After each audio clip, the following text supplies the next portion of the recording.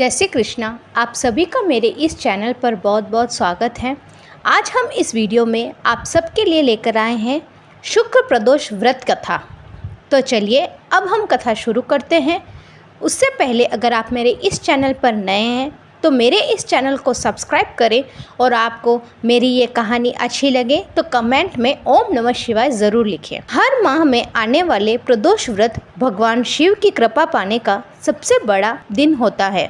शुक्रवार को पड़ने वाले प्रदोष व्रत को शुक्र प्रदोष व्रत कहते हैं। इस दिन किए जाने वाले व्रत से सुख स्मृति और सौभाग्य का वरदान प्राप्त होता है। प्रदोष व्रत की पूजा प्रदोष काल में ही की जाती है। यह प्रदोष काल सूर्यास्त से 1 घंटे पहले का समय होता है। पुराणों के अनुसार प्रदोष काल में भगवान शिव की पूजा करने से उनकी असीम कृपा प्राप्त की जा सकती है। शुक्र प्रदोष व्रत की पूजा विधि सोम प्रदोष व्रत के समान ही होती है। इसमें सफेद रंग की खीर का सेवन करने का विशेष महत्व है। तो चलिए अब हम कथा शुरू करते हैं। सूत जी बोले, प्राचीन काल की बात है। एक नगर में 3 मित्र रहते थे। तीनों में ही घनिष्ठ मित्रता थी। उनमें से एक राजकुमार था, दूसरा ब्राह्मण पुत्र और तीसरा सेठ पुत्र था। राजकुमार व ब्राह्मण पुत्र का विवाह हो चुका था। सेठ पुत्र का विवाह तो हो चुका था लेकिन उसका गौना नहीं हुआ था। एक दिन तीनों मित्र आपस में स्त्रियों की चर्चा कर रहे थे। ब्राह्मण पुत्र ने नारियों की प्रशंसा करते हुए कहा कि नारीहीन घर भूतों का डेरा होता है। सेठ पुत्र ने यह वचन सुनकर अपनी पत्नी लाने का तुरंत निश्चय किया। सेठ पुत्र अपने घर गया और अपने माता पिता को अपना निश्चय बताया। माता पिता ने बेटे की बात सुनकर उससे कहा कि शुक्र देवता डूबे हुए हैं।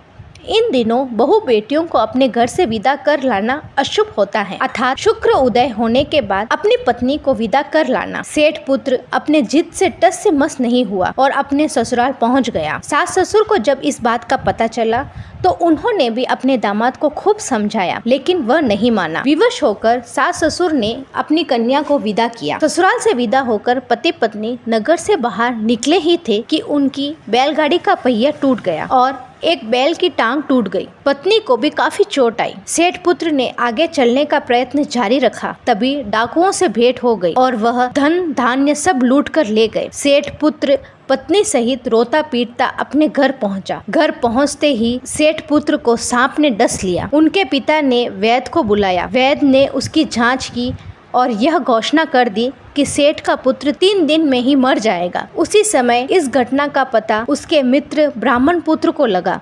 उसने सेठ से कहा कि आप अपने लड़के को पत्नी सहित वापस बहू के घर भेज दें। ये सारी बाधाएं इसीलिए आई हैं कि आपका पुत्र शुक्र अस्त में अपनी पत्नी को विदा कर लाया है। यदि वह वहां पहुंच जाएगा तो बच जाएगा। सेठ को ब्राह्मण पुत्र की बात सच लगी और उसने अपने पुत्र और पुत्र वधू को वापस पुत्र वधू के घर लौटा दिया। वहां पहुंचते ही सेठ का पुत्र ठीक होने लगा। कुछ दिन वहां रहकर सूर्य उदय के बाद वह वापस अपने घर को आया। शेष जीवन उसने सुख और आनंद पूर्वक व्यतीत किया। अंत समय में वह पति पत्नी स्वर्गलोक में विमान द्वारा गए। अगर आपको मेरी ये कहानी अच्छी लगे तो इसे लाइक और शेयर जरूर करें।